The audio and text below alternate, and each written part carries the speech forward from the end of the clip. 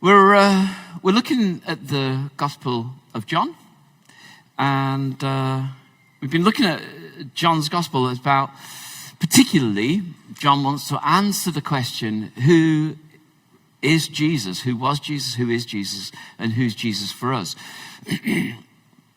And one of the difficulties of reading the Gospel of John is often it feels like John just wants you to answer that question. He doesn't really want to tell you to do much. He's just keeping on saying, can you see who Jesus is?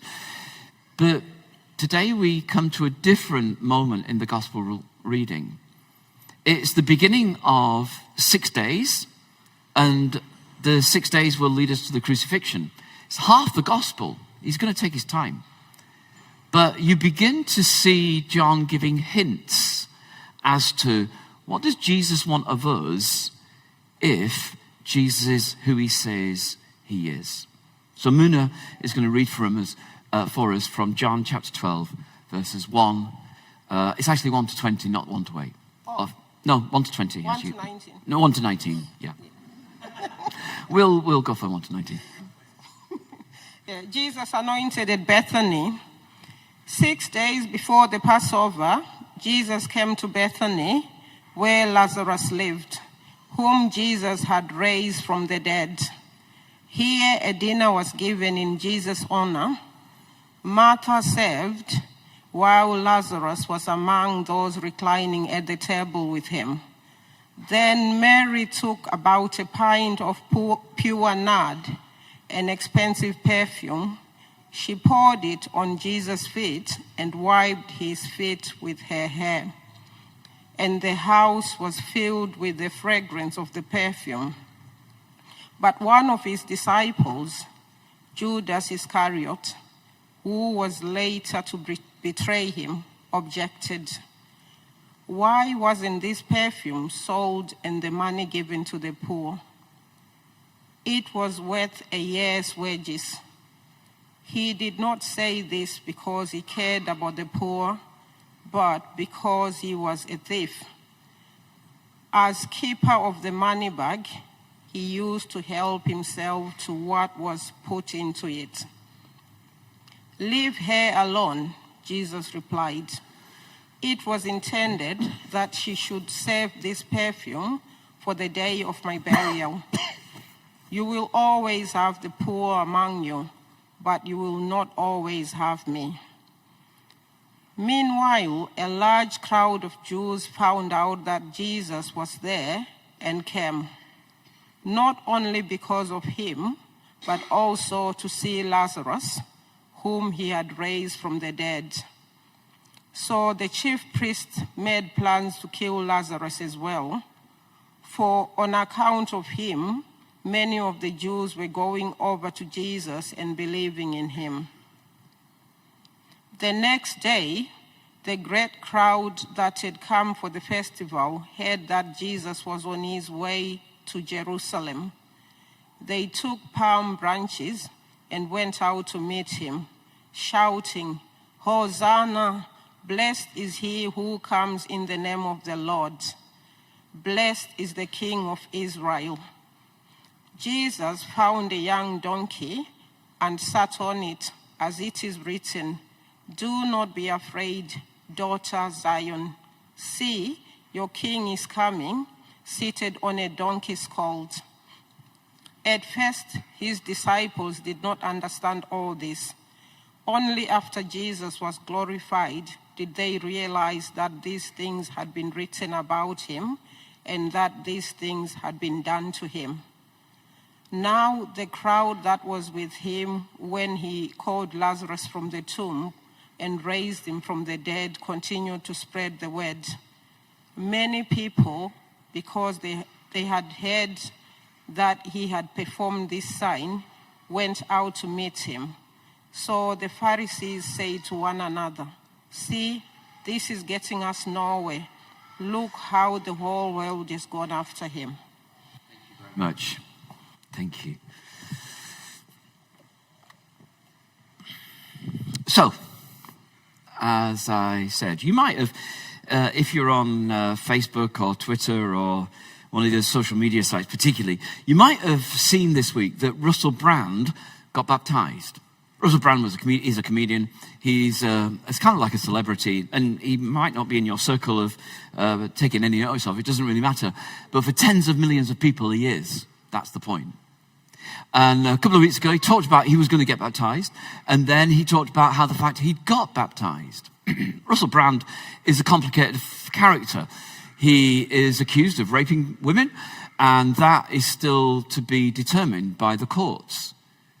But there's no doubt that for Russell Brand, he's been on some sort of journey that has included faith and Christian faith. And when he speaks, he's still got all the trappings of some sort of new agey spirituality about him. Doesn't sound like a conservative Baptist, but there's no doubt that he's on some sort of journey. And there's no doubt that it's been taken notice of.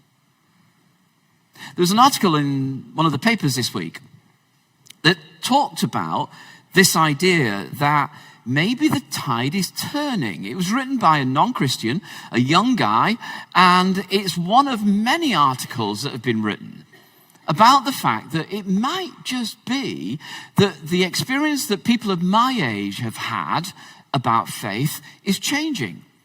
So in my experience of sort of, the decades of being a Christian over the last period has been one where Christian faith, people have been slightly embarrassed by it.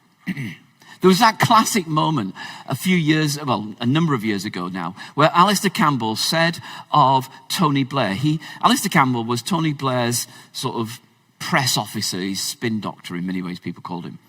And Tony Blair was being asked by a reporter, do you believe in God? Have you and George Bush prayed together? And Alistair Campbell, from the corner of the room, shouted up, we don't do God. It was a very famous phrase, we don't do God.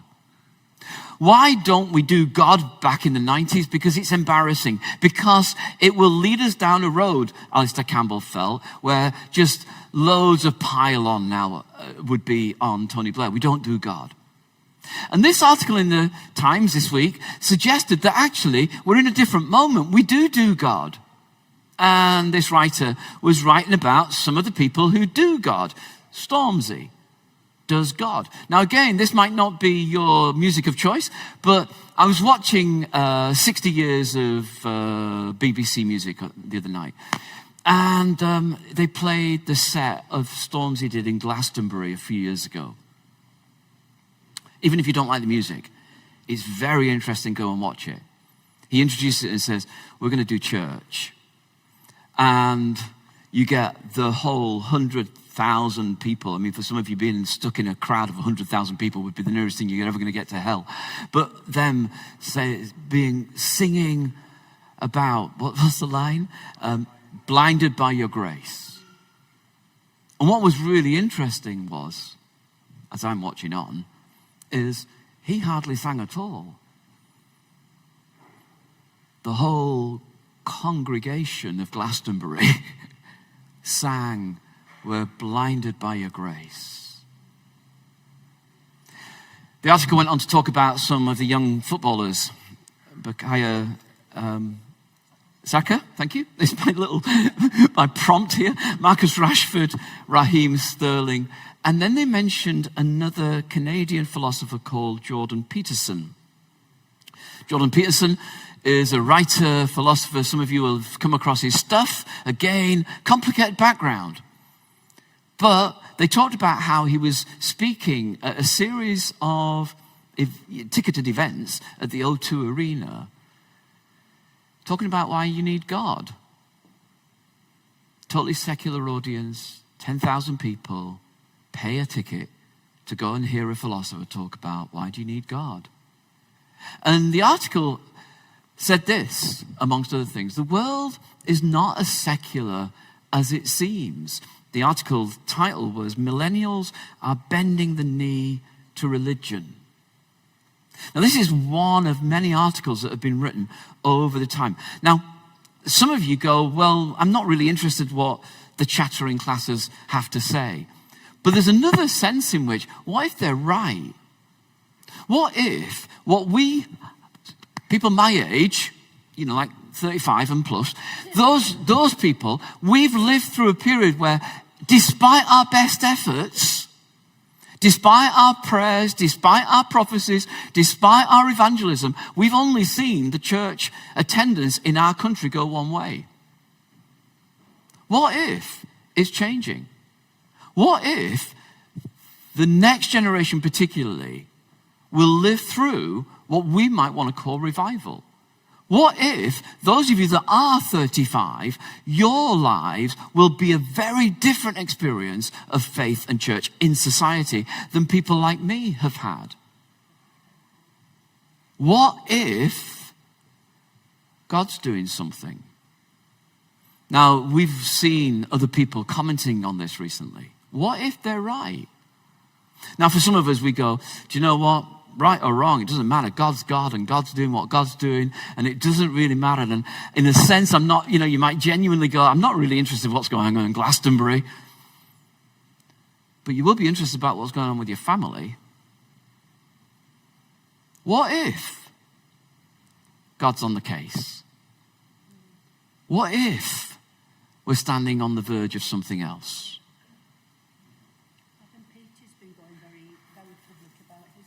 Who? Adam Peaty is another one, isn't he? The swimmer. Really open about his faith.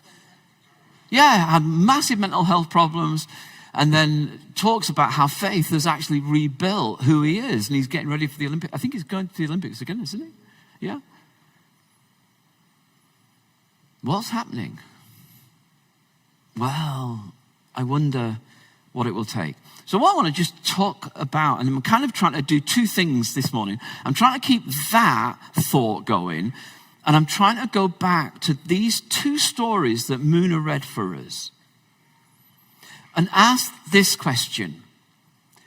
If these people are right, and there's a movement that God's involved with, because what strikes me is the people who listen to Russell Brand are the millennials. The people who listen to Jordan Peterson turning up and talking about God are more likely to be millennials.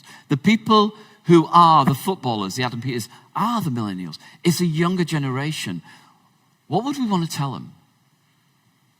And what would we want to model for them? Essentially, what we want to tell them is Jesus is king, but his kingship is about a cross. This is both the challenge and the opportunity of what it means to follow Jesus. We follow a king, but his way is the cross. And the two stories we've read suggest that. So the two stories were about a dinner and about a parade, and they happened one day and then the next day. And the dinner is 6 days before Passover, but I want us to look at the parade first. So this is what it said. The next day, second day of the story, the great crowd that had come for the festival heard that Jesus was on his way to Jerusalem. They took palm branches, went out to meet him, shouting, "Hosanna, save us.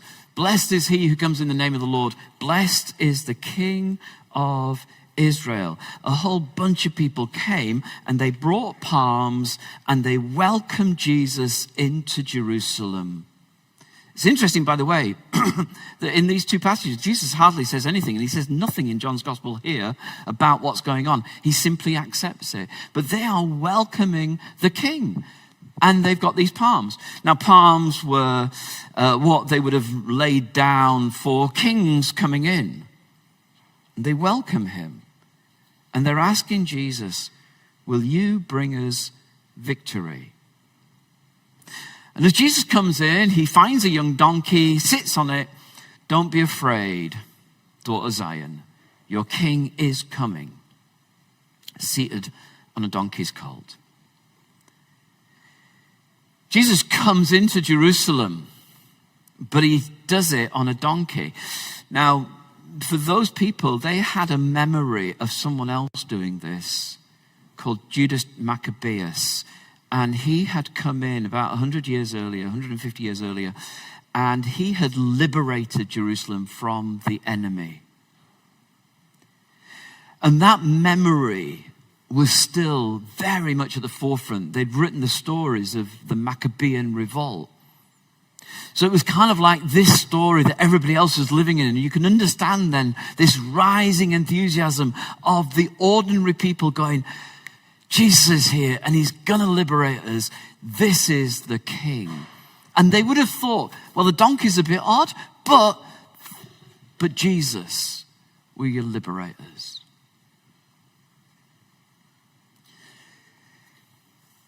It's interesting that John tells us that his disciples didn't understand it. They understood it afterwards.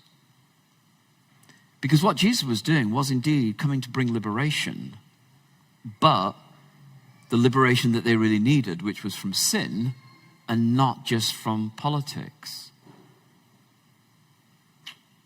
It was a parade. Now, some of you will have seen this sort of stuff before. It's a football parade. It's at the end of a season. If you support Salford City, you've probably never seen this before. And if it's Manchester United, you've not seen it for a long, long time. But what happens is that the players stand on top of the open-top bus, and then crowds come and follow the bus around. People turn up because it's a sight. And the sight of the people all around, well, it'd be made up of all sorts of different people, won't it? People who just come to see the spectacle. There'll have been fans who watch it on telly.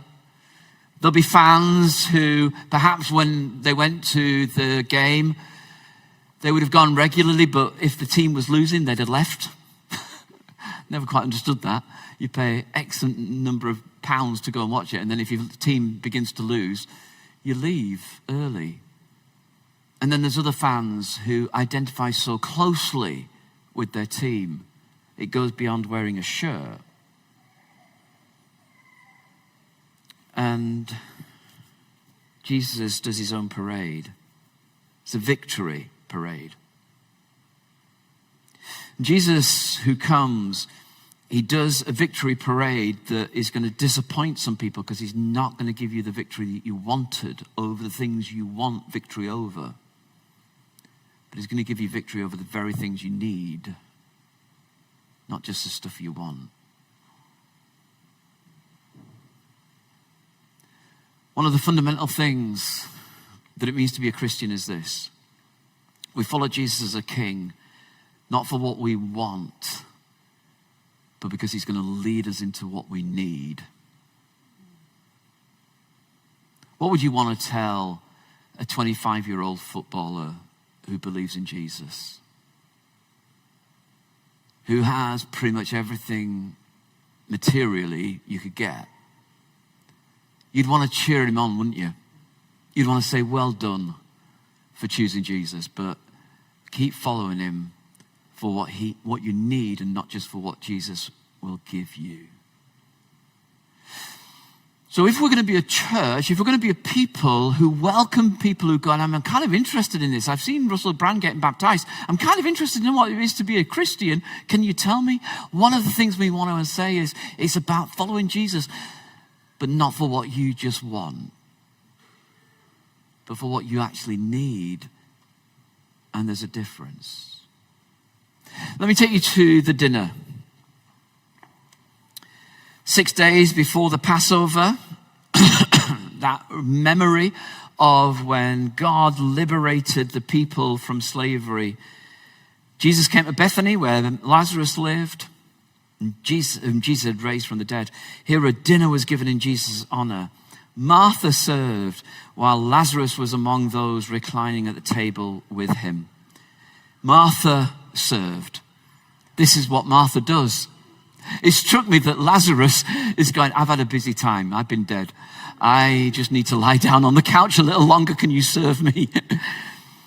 But Martha served. It's a really common word for service, and it just means she got the food.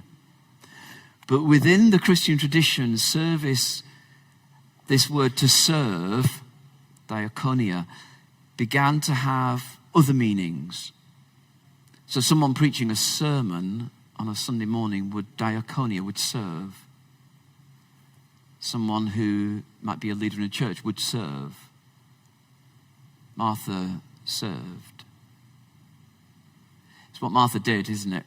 You know the story from Luke where Martha gets really cross with Mary because Martha's busy in the kitchen and Mary's just sitting at Jesus' feet. And she goes to Jesus and she said, Jesus, can you not tell my sister to get off her backside and get in the kitchen where she's supposed to be? And Jesus goes, no. She's chosen the right thing. The place for women is not in the kitchen. The place for women is at the feet of Jesus. But Martha served. I met someone this week. I chatted to a woman that I don't know very well, but we were chatting about life and stuff that was going on. And she said to me, as part of the conversation, she said, I'm embarrassed to say, but I'm a bit of a Martha. And I said, there's nothing to apologize about, is there? Because Martha's consistent service meant that others were blessed. Martha's belief in the resurrection and Jesus the resurrector and her personality meant that she was ready to serve. The one who does. I don't know much about this picture. I can only imagine, and I am imagining, that the guy pushing the bike is the father taking his son to school who's doing his schoolwork. The father who's serving a son so that the son will outstrip the father. This is what service means. Just that day by day, turning up, offering your time, showing people the fruit of the Spirit. This is what service looks like. Just consistently, understated, undemanding. I'm just serving. What would you want to tell the next generation about what it means to follow Jesus? Well, one of the things we want to tell them is this, that it's the everyday, ordinary acts of kindness that no one else notices that Jesus accepts. That when you're giving cups of cold water to people who are thirsty, you're doing it to Jesus. When you're feeding the people who are hungry, you're doing it for Jesus. When you're visiting people who are in prison, you're doing it for Jesus. And we might want to say, watchers. Just watchers. Watch how we do it. There's a really challenging piece in the New Testament where Paul says to his churches, imitate me, act like I do, because I'm imitating Jesus. You want to learn what it means to follow Jesus? Watch me. I wonder how many of you would go, if we've got a new Christian, they could come and live in my house for a week and just watch how we do it. Just consistent service. And do you know what? I look around the room and there's any number of you, I would go, you do that really well. Consistent service. And then one last thing. Mary's courageous act. Mary poured the ointment. Hang on a minute. I'll tell you folks, I'm inches away from death here. This could be the last sermon I ever get through. And you can say, we were there, he never finished it. I think what you've just heard is a death rattle.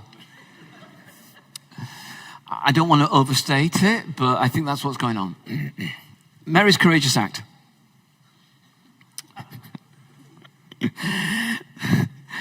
Never mind, eh? What's Mary doing? Well, she's the one who brings this expensive ointment and she breaks the jar and everybody in the room can smell it.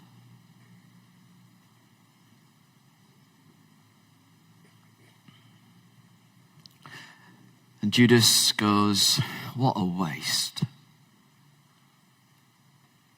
What a waste.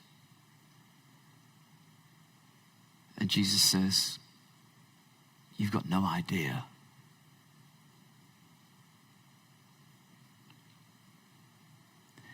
Mary comes and she would have had her hair tied up and under a shawl, and she takes the shawl off and she lets her hair hang down, which was outrageous and courageous. And she gets this ointment and she pours it on Jesus' feet, and then she wipes Jesus' feet with her hair, which is kind of like, what are you doing? And Jesus says, you'll remember this act. As long as the gospel's preached, people will talk about this.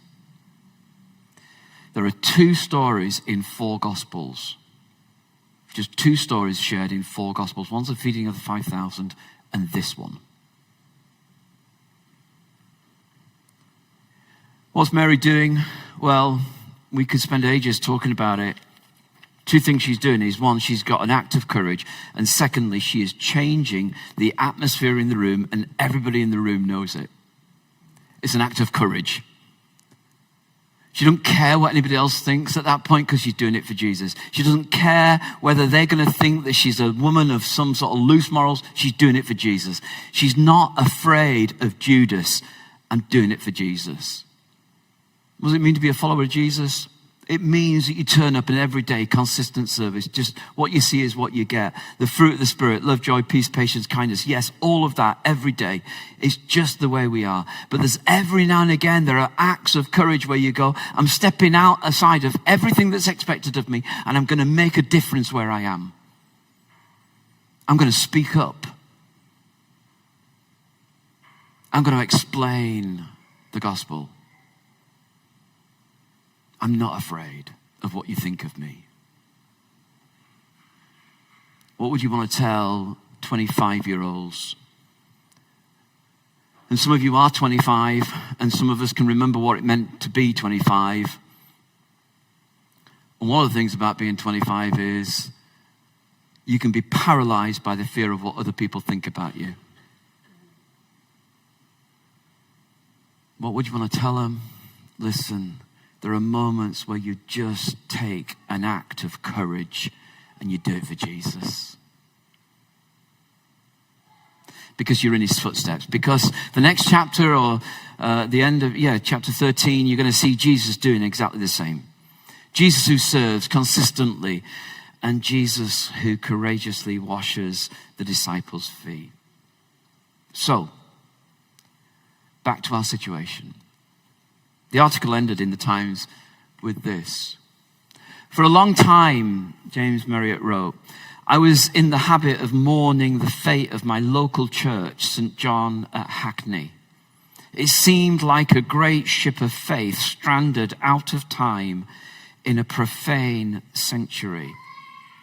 I know that church, and I know the vicar who went to that church when there were 20 people in that church. And the church, PCC, had said, we think our time is at an end. We're going to sell off our building. And the vicar said, I don't think God's finished here.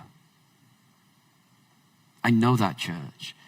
And the writer said, I used to pass that church mourning the fate of it because it looked like a great ship of faith stranded out of time. Recently, I walked past for the first time on a Sunday morning and strayed inside to witness a huge jubilant service. I had believed I was contemplating a ghost of the past. Perhaps it was a vision of the future. That church of 20 people became a church of hundreds of people. Jubilant, worshiping. What if this non-Christian writer, writing an article over the weekend, last weekend, so it would get in the Times this week, sees what we don't see? What if God's at work? What if this church building will not be large enough for the young women and men who come? Some of you, when we were praying for Jamie and we asked some of his mates to come down, you will have been incredibly encouraged to see 7, 8 young guys unashamedly coming to pray. You will have been incredibly encouraged. What if there's 70 or 80 of them? What if there's not enough chairs or pews in this place? What if we end up saying, I'm glad we didn't get rid of the pews because we wouldn't have got as many chairs in? Well, maybe not, okay. What if God's doing something? What would you want to tell him? Praise the King, who comes not for what we want, but what we need, which is victory over sin, because that's the thing that will always imprison you. Come and follow the King who asks you to be engaged in acts of consistent service, unnoticed, but you're doing it for Jesus. Come and follow the King who receives your acts of courage, even if they're never understood by everybody else. Come and watch us. And so the very thing we'd want to tell the next generation is the thing that we're called to ourselves, to follow the King.